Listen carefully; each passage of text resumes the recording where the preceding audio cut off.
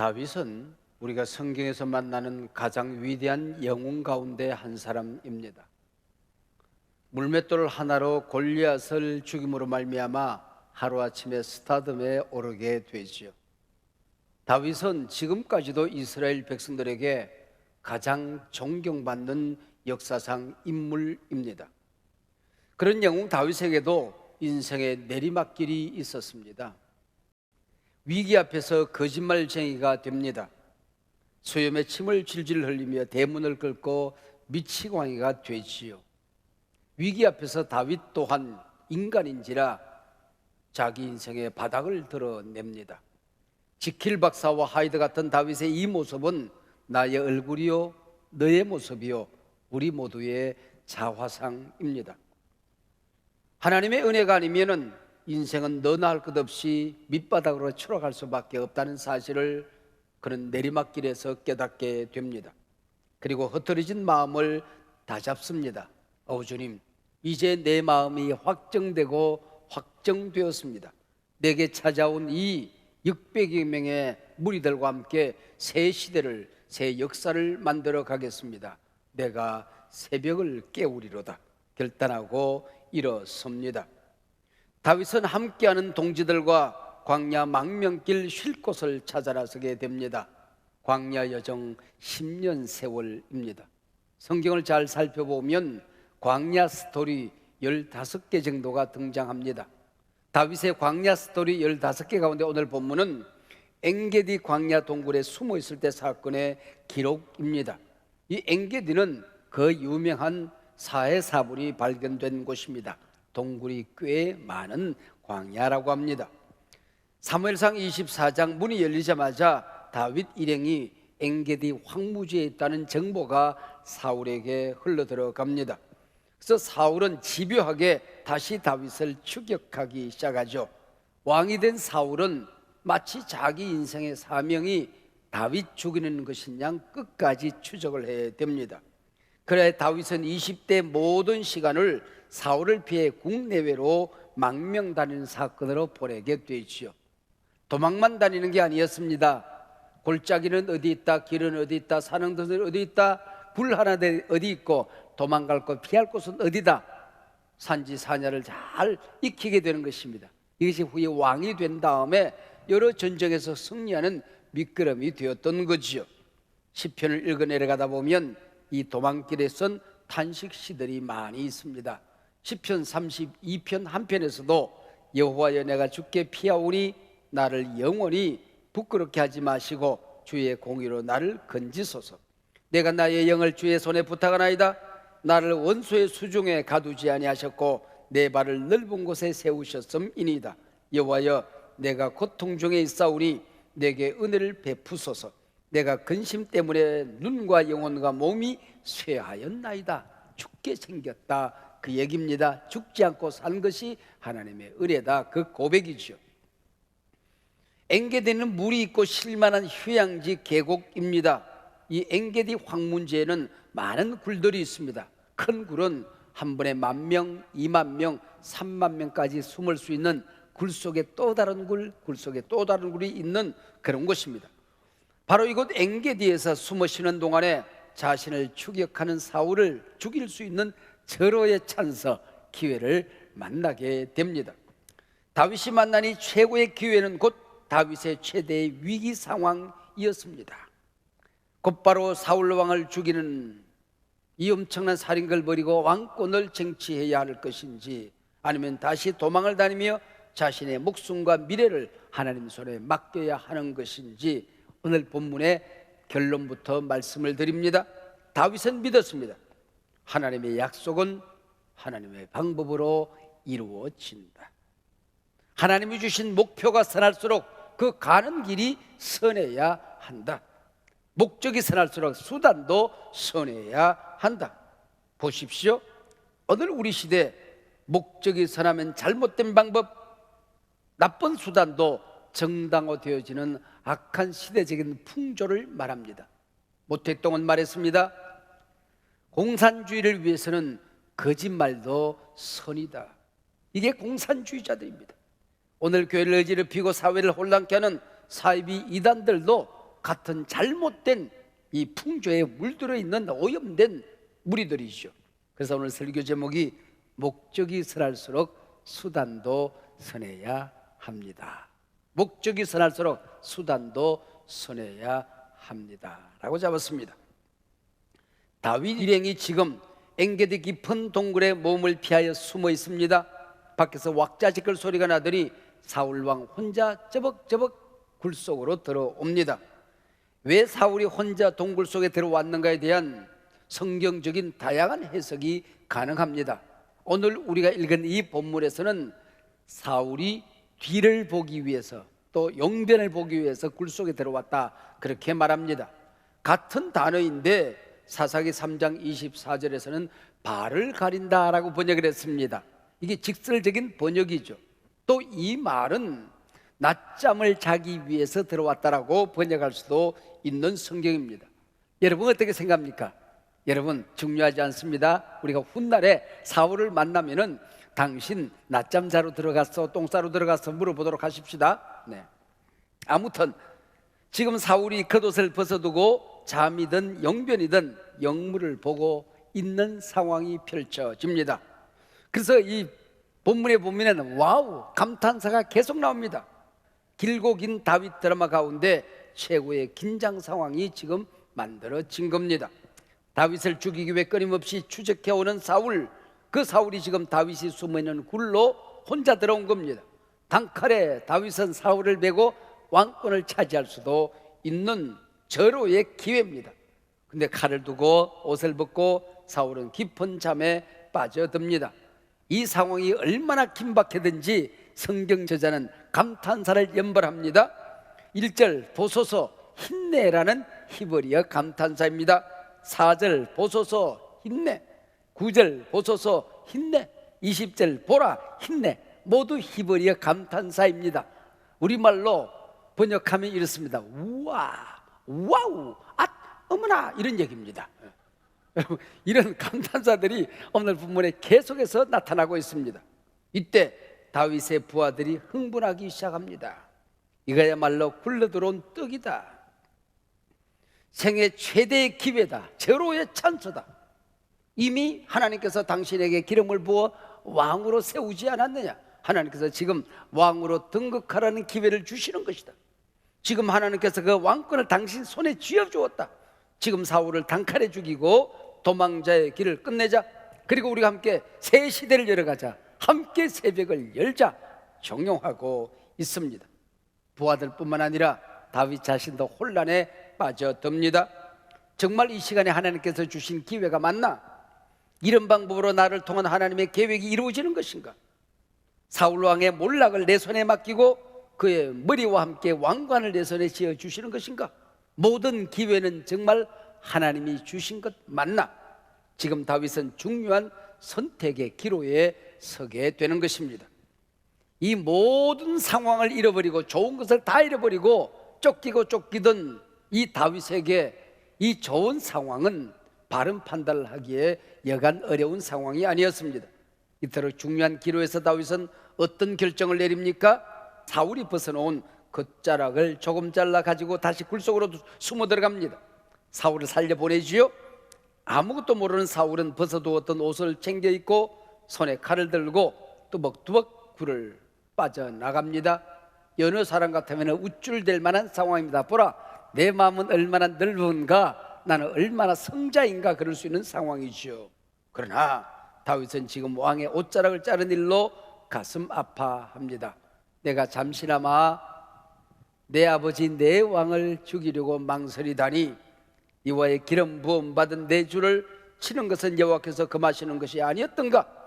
왕이 비록 잘못된 길로 걸어간다고 할지라도 그 권위는 하나님께서 세우신 권위니 내가 심판할 일이 못 된다. 그를 살리든 죽이든 심판권은 오직 하나님에게 있다. 복수하는 일을 나는 하지 않겠다. 그를 용서하겠다. 그를 사랑하겠다. 나는 왕을 선대하리라. 이것이 다윗의 결정입니다. 사울이 동굴에서 나와 저만치 발길이 멀어지자 다윗이 동굴 밖으로 나옵니다. 언덕에서 소리를 치지요. 아버님 소리칩니다. 사울을 향하여 엎드려 절라고, 아버님, 제 손에 있는 옷자락이 뭔지 아시겠습니까? 얼마든지 왕을 죽일 수 있는 상황이지만 저는 왕을 해쳐서 제 손에 피를 묻히는 일은 하지 않을 것입니다. 다만 아버님의 옷자락만 베었을 뿐입니다. 철저하게 하나님이 세우신 권위에 순복합니다. 다윗의 진심을 알게 된 사울 왕이 흐느껴 웁니다. 내 아들 다윗아, 이 목소리가 정말 내 목소리냐? 나는 너를 죽이려고 했는데 너는 내게 사랑을 베푸는구나. 나를 죽일 수 있는 그 상황 속에서 너는 나를 용서하는구나. 하나님께서 내게 선으로 갚으시기를 원하노라. 보라, 결국 너는 왕이 될 것이다. 네가 세우는 그 나라가 견고하게 설 것이다. 그리고는 잠시나마 사울은 추격을 멈추고 광야를 떠나 궁궐로 들어갑니다. 여기까지가 오늘 본문 사무엘상 24장의 대략적인 내용입니다. 다윗의 진심을 알고 감동받아 울고 궁궐로 돌아간 사울은 눈물이 마르기도 전 사무엘상 26장 다윗이 하길라 광야에 있다는 소식을 듣고 군사를 이끌고 다시 다윗을 죽이기 위해 달려옵니다. 다윗은 깊은 밤 사울 군대에 야영지로 숨어 들어갑니다. 이 바람 빠진 풍선 같은 군사들을 좀 보소. 사울 왕이 고온히 잠들어 있습니다. 뿐만 아니라 사울 왕의 경호대장 아브넬도 깊이 잠들어 있습니다. 군사들은 말할 나위도 없었습니다. 또 다른 한 가지 상황을 봅니다. 사울의 머리맡에 물병 하나, 늘 자기를 죽이려고 가지고 다니던 창 하나를 보게 되는 것이죠. 명분도 목적도 사기도 군기도 없는 오합지졸로 전락해 있었습니다. 이때 다윗과 함께 하던 아비새라는 장수가 다윗을 강권합니다. 여기 아비새는 다윗 누나의 아들, 즉 조카입니다. 보십시오 왕이여, 하나님께서 두 번씩이나 사울을 죽일 제로의 기회를 우리에게 주고 있지 않습니까? 이건 분명히 하나님이 주신 기회입니다. 지금 아비새가 사울을 죽이겠다는 말 속에는 강조로 가득 차 있습니다. 저로 하여금 찔러 죽이게 해주십시오 요청합니다. 여기에 기어이라는 말이 나옵니다. 강조입니다. 그리고 다윗에게 이 일이 얼마나 엄청난 기회인가 감탄사를 연발합니다. 그리고 두 번 찌를 것 없습니다. 단 한 번 찔러서 단칼에 무서운 강조를 쓰고 있습니다. 만약 이토록 강한 요청을 다윗이 냉혹하게 거절한다면 다윗과 다윗의 군사들이 이제는 갈라설 수도 있는 위기 상황입니다. 하나님이 세우신 왕이 아닌 게벼 비겁쟁이여. 그러나 보십시오, 다윗의 태도는 분명했습니다. 심판은 하나님이 하신다. 내 손으로 하나님이 세우신 종을 죽일 수는 없다. 그리고는 머리맡 창과 물만 들고 나옵니다. 이 두 번의 절호의 기회에서 다윗이 얻은 것은 세 가지밖에 없습니다. 겉옷자락을 자란 너덜너덜한 걸레 쪽지 하나, 물병 하나, 창 한 자루가 전부였습니다. 회개도 반성도 모르는 사울이 깊이 잠들어 있는 모습을 볼 때 다윗의 마음이 어땠을까요? 더더구나 그물에 놓이는 창은 어떤 창입니까? 왕의 정신병을 치료하기 위해서 검은고를 탈 때에 갑자기 옆에는 창을 손에 들더니 너를 벽에 박아버리겠다고 창을 쉥 던지던 바로 그 창입니다. 그리고 매일같이 창을 갈고 가는데 적을 무찌르기 위해서 아니라 사위 다윗을 죽이기 위해서 갈았던 그 창이 눈에 들어옵니다. 왜 갈등이 없었겠습니까? 오랜 세월 고달픈 망명 생활도 한순간에 끝낼 수 있는 기회입니다. 다윗도 사람인지라 충분히 갈등했을 것입니다. 그러나 다윗은 끝까지 하나님의 심판권을 믿었습니다. 용서의 길을 선택했습니다. 하나님의 말씀의 능력을 믿었습니다. 자신이 가장 힘없고 연약할 때 하나님을 신뢰했습니다. 하늘 법정의 공의를 믿었습니다. 죽일 수 있는 상황에서 죽이지 않는 진정한 힘을 발휘했던 것이지요.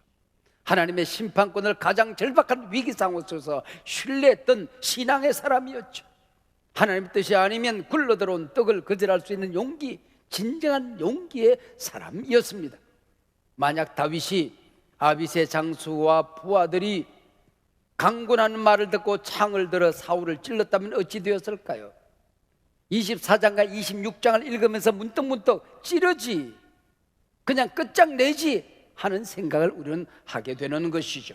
만약 다윗이 사울을 찌르고 끝장내고 왕권을 얻었다면 어떤 상황이 벌어졌을까요? 다윗의 왕국은 피 흘려 세운 반란군의 왕국이 되고 말았을 것입니다. 메시아 왕국의 그림자는 아닙니다. 하나님이 세우는 사랑의 왕국, 평화의 왕국은 될 수가 없었던 것이죠. 아비스의 이 강권은 십자가 위에서 내려와 로마를 무찌르고 유대를 독립시키라는 유혹과 조금도 다를 바가 없었던 것이죠. 오늘 본문을 통하여 웅변적으로 다윗은 외치고 있습니다. 하나님 나라는 하나님의 방법으로 이루어진다. 할렐루야.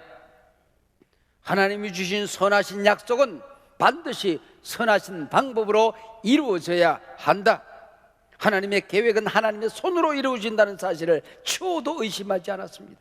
이 일로 다윗은 하나님과 임금 백성들에게 의롭다 일컬음을 받게 되는 것입니다. 원수까지 감동하고 다윗에게 복을 빌어줍니다. 심판주 대신 하나님께서 의로운 재판을 하시는 것입니다. 과연 그는 영웅이었던 거죠. 사랑하는 여러분, 여러분이 지금 겪고 있는 상황이 너무나 힘들어 세상적인 방법, 불법, 편법으로 해결하고 싶은 유혹이 있습니까? 상대의 약한 비난과 공격에 맞서서 악을 악으로 맞서고 싶은 충동이 있습니까? 인생의 막다른 골목에서 길 하나가 나타났습니다. 분명 그 길이 하나님의 뜻이 아니건만 그 길로 가면 성공할 것만 같아서 그 길로 뚜벅뚜벅 걸어가고 계십니까? 기억하십시오. 역사의 주인은 하나님이십니다. 하나님은 살아계십니다. 하나님의 말씀대로 순종하는 길이 정의의 길입니다. 하나님이 돌리는 역사의 맷돌은 비록 천천히 돌아가지만은 정확하게 돌아갑니다. 선이 피해를 입고 악이 이기는 것 같고 장께 많은 사람이 이기는 것 같고 악한 수단과 방법을 가리지 않는 사람들이 이 세상에 성공하고 승리하는 것처럼 보이지만은 하나님의 정의는 승리합니다. 악은 망합니다. 하나님께서 하나님의 백성들을 지키십니다. 믿으시길 바랍니다. 우리가 사는 하루하루 마음 상한 일들이 얼마나 많이 있습니까? 억울하고 분한 일들이 얼마나 자주 일어납니까? 나를 해치고 괴롭히는 사람을 악으로 대할 수밖에 없는 상황들은 오죽이나 많습니까? 세상 일이 꼬이고 꼬여서 내 힘으로 풀 수 없는 난제들은 얼마나 많이 쌓여져 가고 있습니까? 오해받아 울분을 터뜨리고 싶은 일들이 얼마나 많이 있습니까? 그러나 기억하십시다. 원수 갚는 일은 하나님께 맡기고 사는 것이 하나님의 사람들입니다. 여러분, 우리가 인생 여정 걸어갈 때 우리 앞에 언제나 두 길이 나 있습니다. 사울의 길과 다윗의 길입니다. 언제나 우리 앞에 내 감정, 내 기분대로 세상적인 방법으로 문제를 해결하고 싶은 사울의 길이 놓여 있습니다. 또 한편 사랑의 방법으로, 말씀의 방법으로, 은혜의 방법으로 이 문제를 해결하고 손해보는 다윗의 길이 우리에게 있는 것이죠. 의로우신 재판장 하나님께서 선하게 갚아주실 줄로 믿습니다. 내가 적어도 하나님의 사람이라면, 내가 받은 약속이 하나님의 약속이 맞다면, 내가 걸어가는 인생 여정이 하나님의 계획 안에 있다면 모든 것이 하나님의 계획대로, 하나님의 뜻대로, 하나님의 방법으로 이루어져야 한다. 믿어주시면 아멘 하시길 바랍니다. 사랑하는 여러분, 사울이 도가내던 쥐처럼 스스로 다윗의 손안으로 기어들어옵니다.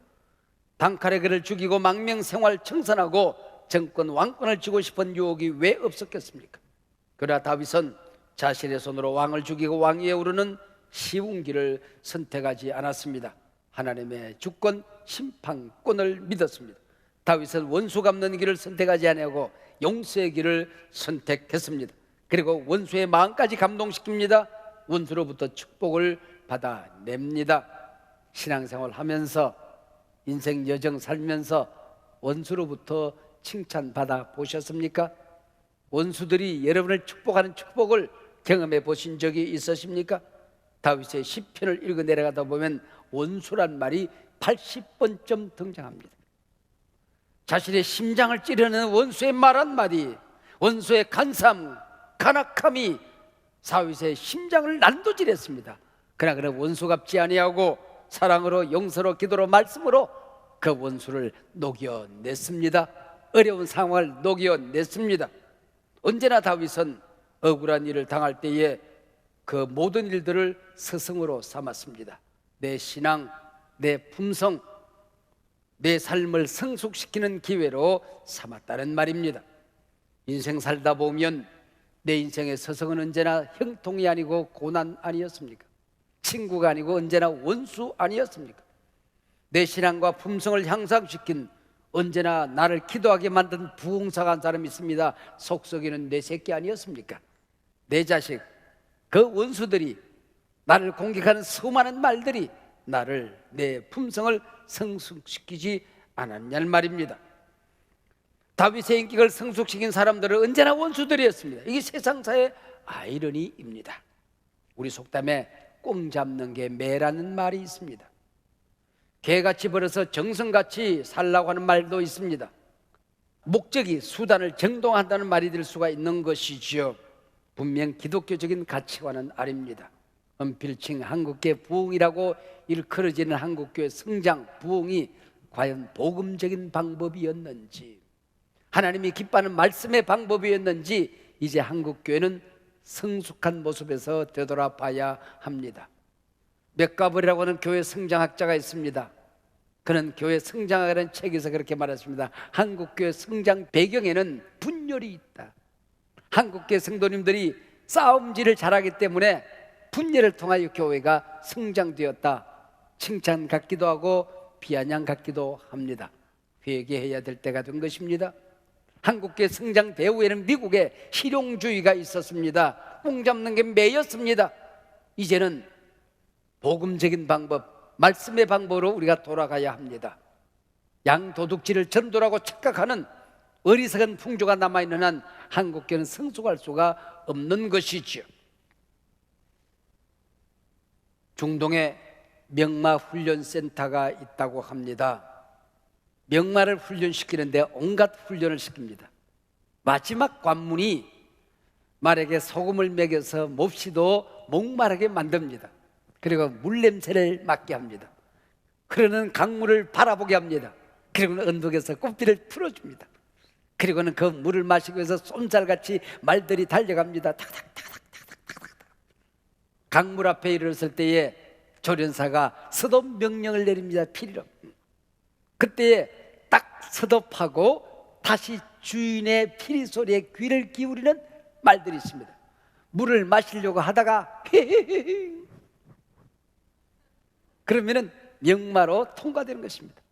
그러나 주인의 피리 소리를 듣지 못하고 스톱 명령 소리를 듣지 못하고 모가지를 물에 쳐박고 꿀꺽꿀꺽 물을 마시는 말은 사정없이 목을 쳐서 강물에 그 목을 흘려보낸다고 하는 것이죠.